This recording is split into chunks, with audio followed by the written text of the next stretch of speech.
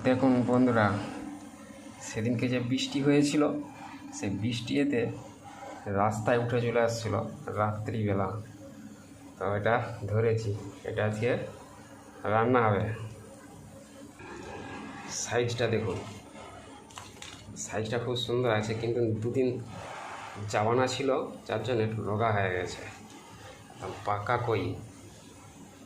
তো সকালবেলা উঠে দুপুরে কি রান্না হবে একটু তার জোগাড় করছি।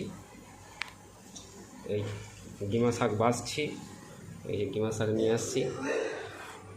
আর সকালবেলা মুড়ি খাবার জোগাড় করছি। এই মুড়ি খাবার জোগাড় হচ্ছে আমাদের বাঙালিদের, সকালবেলা আমরা মুড়ি খাবার জোগাড়ই বলি। আর ওই যে ওনারা বলেন না, ভদ্রলোকেরা বলেন সকালের খাবারকে থেকে ব্রেকফাস্ট। তো আমাদের ব্রেকফাস্ট মানে হচ্ছে আলুর দম মুড়ি, চপ মুড়ি, ঘুগনি মুড়ি।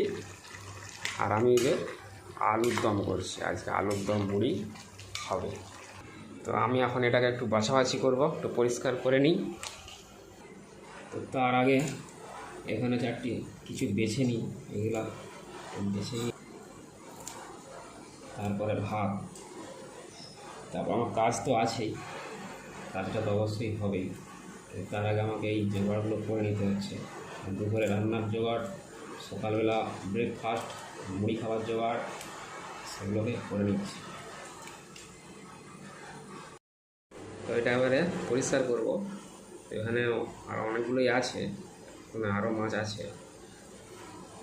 তবে এই কই মাছ বাছতে খুব সমস্যা হয়, চারিদিকে কাঁটা, সেও কাঁটা, এদিকে কাঁটা, আর এই চট করে মরে না। ওকে যে আমি বাছবো তখনও বেঁচে থাকে, মানে মারার পরেও বেঁচে থাকে।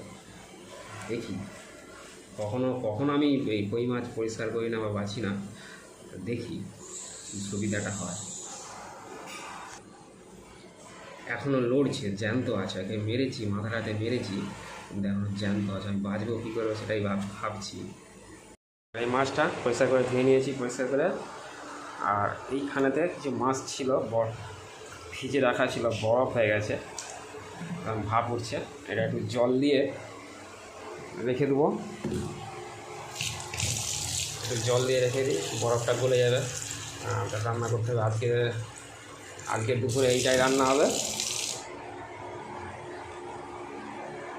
তো আজকে দুপুরে মাছের ঝোল, আলু আর ডিমে ভাতে, এই হবে আজকে আমাদের দুপুরের রান্না।